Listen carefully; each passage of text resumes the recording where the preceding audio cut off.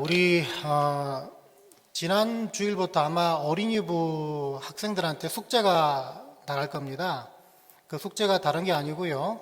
그 어린이부 자녀를 둔 학부모님께서 제가 몇 주 전부터 말씀드렸지만은 우리 교회 주일날 받는 말씀의 본문 메시지가 다 똑같다는 말씀을 드렸습니다. 그래서 그 성경 본문 각 부서에서 받은 아이들 말씀 이것을 여러 번 나누는 그런 숙제입니다. 그래서 지금 어린이부의 자녀를 둔 학부모님께서는요, 오늘 말씀도 잘 들으시고 댁으로 돌아가셔서 가정으로 돌아가셔서 자녀들과 함께 그 아이들이 받은 숙제를 같이 풀어 가셔야 됩니다. 그 푸시고 나누시고 숙제를 다 하면 그 숙제를 또 다음 주일 아이를 통해 돌려보내시면은 그게 이제 달란트 마켓 상급이 됩니다. 그래서 1년에 한 2번 정도 달란트 마켓 열어가지고 여러 가지 그 스티커를 모은 학생들한테 또 상품을 줍니다. 물론 그 스티커를 받을 때요, 여러 가지 항목이 있어요. 뭐 예배 태도라든지, 뭐 순종하는 모습이라든지, 또 경청하는 모습이라든지, 또 퀴즈 할 때 대답을 잘했던 거, 이 모든 항목마다 스티커를 받아가지고서 그 스티커가 모아지면은 나중에 탤런트 마켓 가서 또 상품과 함께 이렇게 교환할 수 있는 그런 게 주어집니다.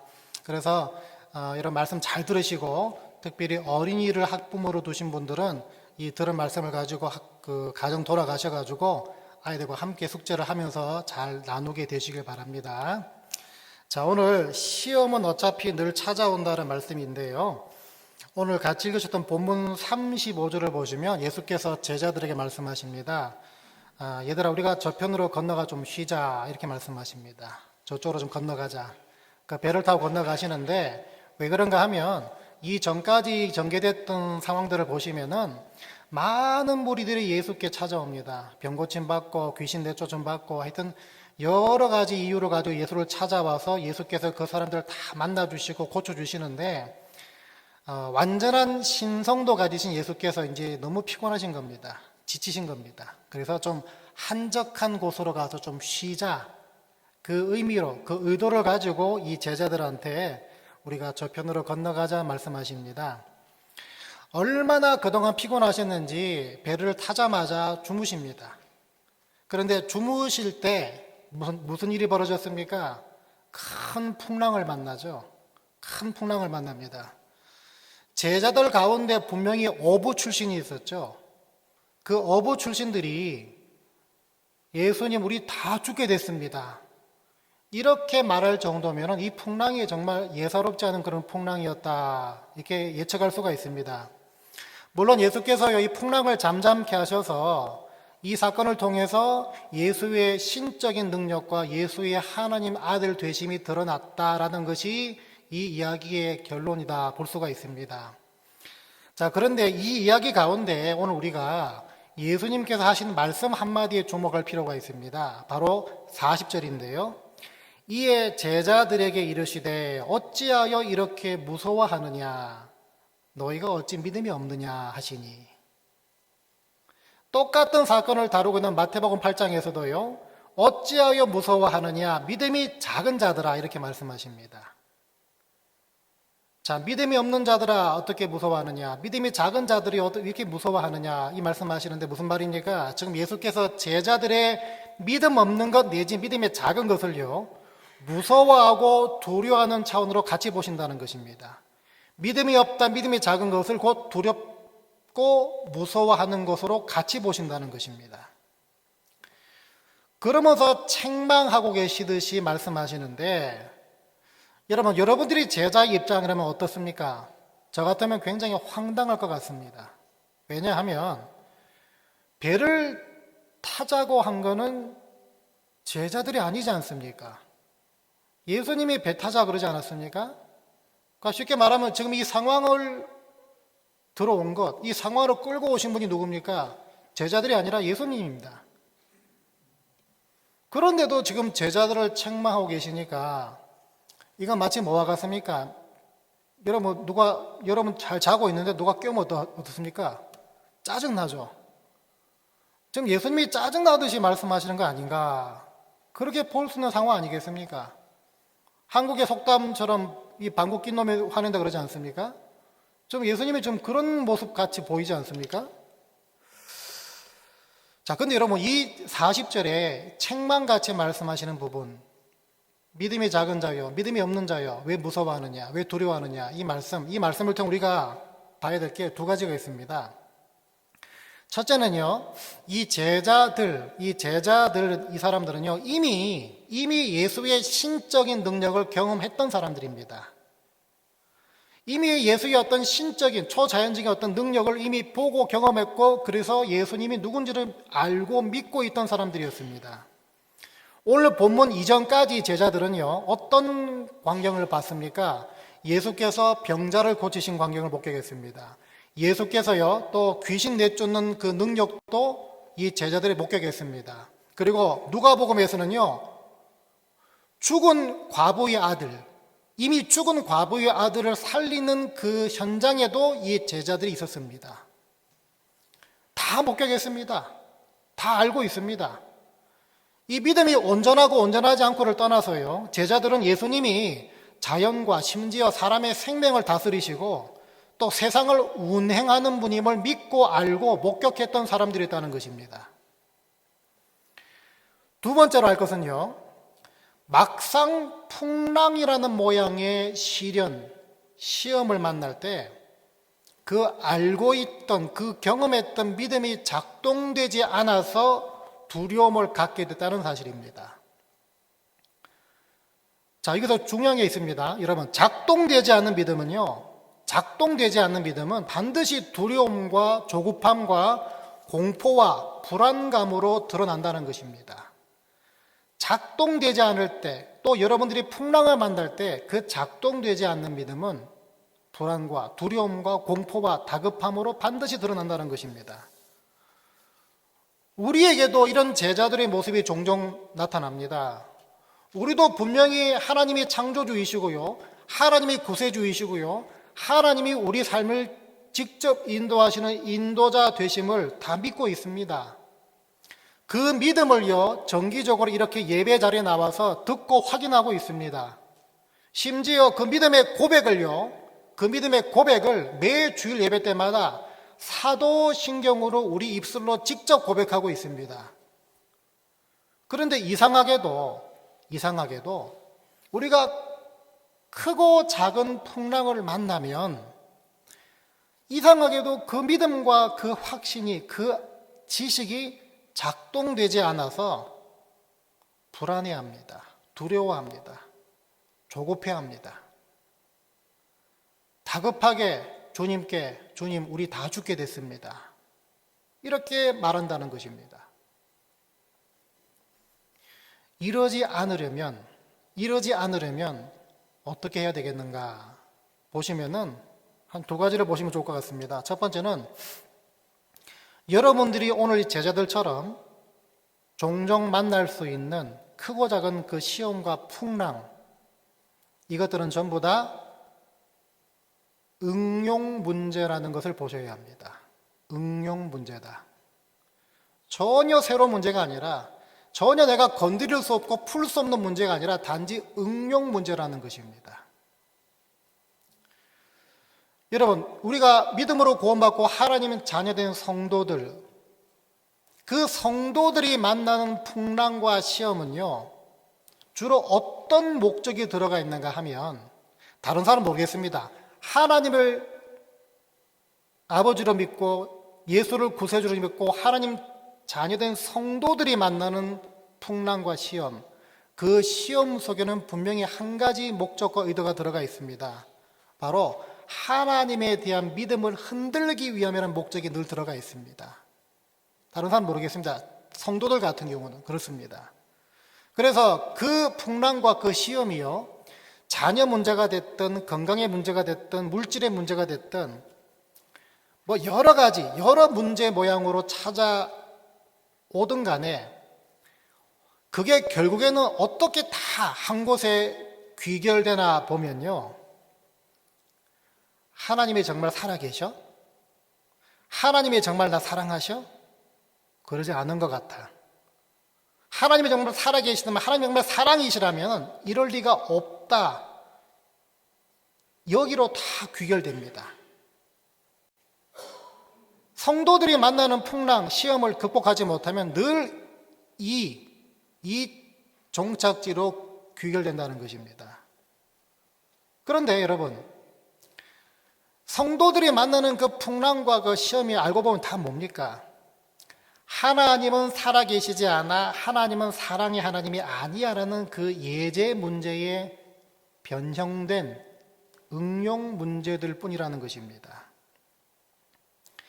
이게 무슨 말인가 하면요, 여러분 가령 예를 들면은 하나님은 사랑이라는 그 예제 문제를 오늘 우리가 이 자리에서 풀었다 한번 가정해 보시기 바랍니다. 그러면 일상에서는요, 그 예제 문제가 그대로 나오지 않습니다. 일상에서는요, 그 문제가 변형되고 응용되어서 하나님은 날 사랑하지 않는 것 같은 풍랑으로 찾아온다는 것입니다. 그게 불안이나 의심이나 분노나 불만이나 무관심, 이런 모습으로 드러날 뿐이라는 것입니다. 자, 그럼에도 불구하고 기본적으로 저와 여러분들이 늘 무기의 중심을 둬야 되는 곳, 기본적으로 우리가 가져야 될 디딤발은 어딘가 하면 늘 이 예제 문제에 두고 있어야 합니다. 이 기본 문제에 두고 있어야 합니다. 기본 공식은 늘 알고 있으라는 말입니다. 기본 공식은 늘 알고 있고 예제 문제를 먼저 튼튼하게 풀어놔야 응용 문제, 변형된 문제를 쉽게 풀어갈 수 있기 때문입니다.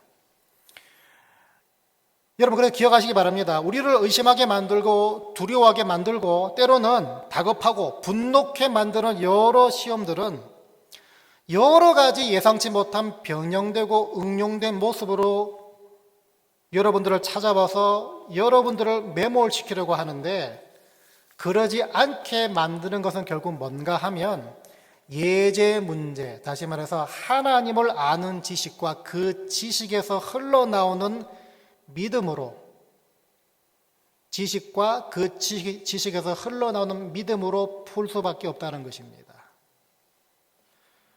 여러분, 그래서요, 성경 말씀대로 하나님을 알되 힘써 알아가시기 바랍니다. 그냥 아는 수준이 아니라 힘써 알아가셔야 합니다. 왜 성경이 한 번 더 강조를 하느냐? 왜 힘써 알아가야 하느냐? 곰곰이 생각해 보시면요, 여기서 힘써 알아간다는 말은요, 여기서 예제 문제 푸는 것으로 만족하지 말고 예제 문제를 풀 때 오히려 응용 문제와 변형된 문제까지 염두에 두라는 것입니다. 염두에 두라는 것입니다. 이 변형되고 응용된 문제를 염두에 둔다는 말을 생각할 때마다 여러분 쉽게 이 말 뜻을 이해하시려면요, 믿음의 내포성을 한번 생각해 보시면 됩니다. 믿음의 내포성. 믿음의 내포성이 뭔가 하면요, 이 믿음의 내포성이요, 풍랑을 만날 때 우리 다 죽게 됐다라고 생각하지 않게 만드는 요소입니다. 이 믿음의 내포성이 무슨 말인가 하면요, 한번 이렇게 예를 들어 보겠습니다. 저희 교회에서요, 1년에 2번 정도 세례 문답 공부반이 열립니다. 부활주일 전에 혹은 성탄주일 전에 세례 받으실 분, 세례 받는 아이를 둔 부모, 이렇게 세례 문답 공부를 이제 진행하는데, 그 세례 문답 공부를 할 때 주로 살펴보는 것이 사도신경입니다. 사도신경. 우리 신앙 고백 아닙니까? 이 사도신경은요, 우리가 무엇을 믿는지를 설명해 주고 있는데, 그 사도신경, 우리가 매주마다 함께 고백하는 사도신경의 첫 문장이 어떻게 시작됩니까? 첫 문장. 전능하사 천지를 만드신 하나님 아버지를 내가 믿는다라고 말하지 않습니까?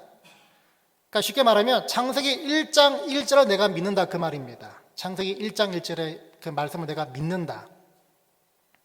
근데 그 세례문답 공부 교재를 보시면요, 그 사도신경 첫 문장을 같이 고백하고 같이 공부한 다음에 제일 먼저 무엇을 말하나 하면, 창세기 1장 1절의 믿음이, 그 말씀이 믿어지면은 창세기 1장 1절 이후로부터 나오는 모든 성경의 내용들이 믿어져야 정상이다라고 말하고 있습니다. 왜 그런지 아시겠죠? 맞는 말 아닙니까? 왜냐하면 하나님은 모든 것을 창조하신 하나님이시기 때문입니다. 내가 그걸 믿고 있단 말은 뭡니까? 여러분들의 갖고 있는 불안과 의심과 다급하게 만들고 주님 우리 다 죽게 됐습니다라고 고백하게 만드는 그 모든 상황들조차도 하나님 아래에 놓여 있다는 말과 똑같다는 것입니다. 왜? 하나님은 창조주이시기 때문에 그 모든 것들이 하나님의 컨트롤 아래에 다 있다는 것입니다. 그래서 창조주에게는요, 처녀 마리아가 아기를 낳게 만드는 것 일도 아닌 것입니다. 창조주 하나님은요, 죽은 자를 살리시는 것도 일도 아니라는 것입니다. 창조주 하나님은 자연을 다스리는 것은 정말 아무것도 아니라는 것입니다. 창세기 1장 1절 말씀이 모든 것을 내포한다는 것입니다. 여러분 옛날에 그 코미디언 구봉서 장로님 그 일화 기억나시죠? 제가 몇 번 말씀드렸는데 이 구봉서 장로님이 젊을 때 집사님일 때 이 성경 공부를 하고 계시는데 같이 성경 공부하는 분들 가운데 자꾸 딴지를 거는 분들이 계셨습니다. 자꾸 딴지를 겁니다. 그 뭐 성경 공부 진도가 안 나가는 거예요. 무슨 딴지를 거나 보니까 어떻게 처녀가 애를 낳을 수 있느냐? 어떻게 결혼도 안 한 그 마리아가 어떻게 애를 낳을 수 있느냐? 이게 말이 안 된다. 그걸 자꾸 걸고 넘어지니까 성경 공부 진도가 안 나가는 겁니다. 이 구봉서 집사님이 그 말을 듣다 참다 그냥 못 참아가지고 그냥 한 소리를 하는데 어떻게 얘기한지 들으시죠? 알고 계시죠? 이렇게 말씀하셨다 그럽니다. 그 사람한테 야, 지 서방도 가만히 있는데 네가 왜 난리야? 지 서방도 괜찮다는데 왜 네가 난리냐고. 그렇게 하니까 뭐 다 깔끔하게 정리가 됐다 그러죠. 맞는 말이죠. 이것도 어떻게 보면 믿음의 내포성을 얘기하고 있습니다. 우리는요, 크고 본질적인 것으로 작고 부차적인 혹은 산발적인 것들을 덮어야 합니다. 크고 본질적이고 더 앞서는 것들을 가지고서 작고 부차적이고 산발적인 것을 덮으라는 것입니다. 하나님의 창조주 되심을 예제 문제 가운데 풀고 믿게 됐다면 여러분이 만나는 여러 변형되고 응용된 시험과 풍랑조차 하나님의 주권 아래 있음을 여러분 믿으시길 바랍니다. 내 풍랑이, 내가 만나는 시련이 어디에 내포되어 있고 무엇이 내가 갖고 있는 풍랑과 시험과 고난을 내포하는지를 한번 따져보라는 것입니다. 그래서 여러분 변형된 고난과 산발적인 시련을 만나게 되시면 하나님은 하나님 자녀들에게 감당할 만한 시험을 주시는 분이다라는 그 더 큰 사실로도 그 시련과 풍랑을 덮는 분들 되시길 바랍니다. 하나님은 생명을 주관하는 분이란 그 사실과 나에겐 돌아갈 영원한 본향이 있고 죽음 뒤에 심판이 있지만 하나님의 자녀들에게는 심판이 아닌 상급을 계속하는 시간이고 성도에게 죽음은 영원한 생명의 시작이다. 이 믿음으로 질병과 죽음의 공포도 다 덮으라는 것입니다. 우리를 실족시키기 위함이 아니라 우리를 연단시키시고 우리를 강건케 하시려고 하나님께서는 때론 시험을 주신다는 그 사실로도 풍랑과 시련을 덮으라는 것입니다. 고난은 인내를, 인내는 연단은 소망을 이룬다는 그 말씀으로도 주님과 함께 고난을 뛰어넘으라는 것입니다. 더 큰 것으로 작은 것, 산발적인 것, 부수적인 걸 덮으라는 것입니다. 제가 이 비행기 타는 거 굉장히 무서워하는데요. 어느 때부턴가요, 이 창밖으로 보이는 그 비행기 날개가 팍 떨리는 거 있지 않습니까? 그러면 여지없이 비행기가 막 요동칩니다. 그래서 이 비행기 떨릴 때마다 이 밖에 보면은 날개가 막 파닥거리는 걸 보고 야, 나 이제 죽게 됐구나. 이렇게 가는구나. 항상 그렇게 가지고 막 이 비행기 타는 게 너무 공포스러웠는데요. 어느 순간부터 이게 조금씩 풀리기 시작합니다.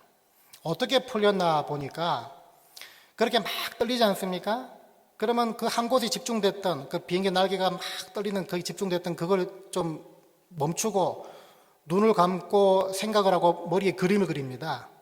어떤 그림을 그리냐면요, 비행기가 바람을 타고 이렇게 날아가는 모습. 그러니까 더 큰 그림, 날개가 아니라 큰 비행기를 머리에 그리고 그 비행기가 바람을 타고 날아가는 그림을 그리기 시작합니다. 그러니까 희한하게도 그 공포스러웠던 게 막 없어지기 시작합니다. 없어지기 시작합니다. 제 눈, 제 시선이 그 파르르 떨리는 그 비행기 날개 고정된 걸 떠나서 더 큰 그림에다 시선을 맞추다 보면 어떻게 됩니까? 그 문제 아무것도 아닌 것처럼 덮어진다는 것입니다. 덮어진다는 것이에요. 여러분 시선과 여러분의 어떤 관심을 바꿀 수 있는 그런 지혜와 능력을 받게 되시길 바랍니다. 아까 우리 장로님 선교 보고 하실 때 제가 느꼈던 것 중 하나는, 모르겠습니다. 여러분 가운데 그런 거 경험한지 모르겠지만, 내가 정말 이거 죽을 것 같고 망할 것 같은 어떤 문제, 사안을 두고서 기도하고 있고 고민하고 있고 갈등하고 있는데, 그것과는 정반대, 더 본질적인 생명이 왔다 갔다 하고 어떤 그런 사안들을 접하게 되면은, 야, 내가 고민했던 거, 내가 갈등했던 거, 내가 힘들어했던 거 정말 쓰레기구나, 이거 느껴질 때가 있지 않습니까? 아까 우리 작년 선교 복할 때 저는 개인적으로 그런 느낌이 들었습니다. 아, 더 큰 걸 봐야겠구나, 더 본질적인 것에 또 고민을 해야 되겠구나. 같은 논리입니다. 본질적이고 앞서고 더 큰 걸 가지고 부차적이고 산발적이고 부수적인 것을 덮으라는 것입니다. 여러분, 만사형통을, 평안함을 하나님의 살아계심과 실존하심의 조건으로 삼는 분들이 이 자리에 계십니까? 하나님이 살아계시다면 폭풍우나 광풍을 만나서는 안 된다라고 생각하는 분 계십니까? 그거를 예수 믿는 믿음으로 삼고 계시고 그거를 교회에 나오는 목적으로 삼는 분들이 계시다면 그거는 오늘 풍랑을 만난 제자들의 믿음으로밖에 지나지 않습니다. 그런 믿음을 그냥 방치하게 되면 어떻게 됩니까? 아니, 예수 믿는데 내가 왜 아파? 아니, 내가 예수 믿고 있는데 왜 사업이 망해? 아니, 내가 교회 열심히 나가고 있는데 왜 시험에 떨어지지? 사람이 이렇게 됩니다. 하나님께서는요, 때로는 여러분들이 말귀를 못 알아들을 때 큰 광풍과 큰 시련으로도 찾아오시기도 하십니다. 그래서 여러분, 돌아가신 옥하는 목사님이 유명한 말 하지 않았습니까? 성도들이 받는 고난과 시련은 하나님이 세상을 향한 확성기다라고 말하지 않았습니까? 100번 맞는 말입니다. 결국 여러분, 하나님 뜻대로 살려고 애쓰는 모든 성도들에게 시험은 계속 찾아옵니다. 찾아올 수밖에 없습니다. 그래서 성경은 성도들의 삶을 믿음의 경주 혹은 영적 전쟁으로 규정하고 있는 것입니다. 여러분 기억하시기 바랍니다. 시험은 언제든지 늘 찾아옵니다. 이번 주간에도요, 저물을 나서는 순간부터 여러분 여러 가지 변형되고 응용된 문제들이 찾아올 겁니다.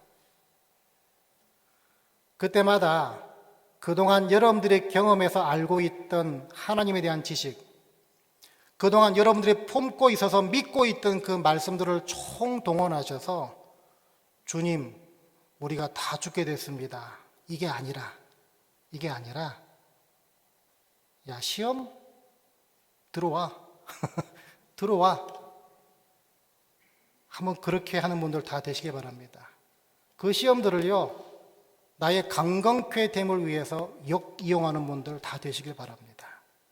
그래서 바라기는요, 사탄 마귀 세상도 함부로 할 수 없어서 두 손 두 발 다 들고 여러분들로부터 돌아서게 만드는 그런 난공불락의 믿음의 요새들이 다 되시기 바랍니다. 늘 굳건한 믿음의 반석 위에 서 있는 믿음의 용사들로 세워주시는 그 하나님을 경험하게 되시기를 주의 이름으로 간절히 축원드립니다.